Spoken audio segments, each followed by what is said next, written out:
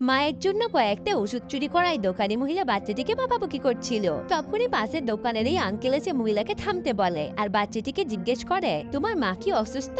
বাচ্চাটি হ্যাঁ বলে। আঙ্কেল ওষুধের দাম দিয়ে মহিলার থেকে ওষুধ কিনে নেয় আর তার ছোট্ট মেয়েকে দোকান থেকে স্যুপ আনতে বলে। মেয়ে স্যুপ দেয়, আঙ্কেল বাচ্চাটিকে স্যুপ আর ওষুধ দেয় তার মায়ের জন্য। বাচ্চাটি কিছুই বলে না, শুধু একবার তাকায়, এরপর ওগুলো নিয়ে দৌড়ে চলে যায়। 30 বছর পরে দোকানি আঙ্কেল আর তার সেই মেয়ে দোকান চালাচ্ছিল।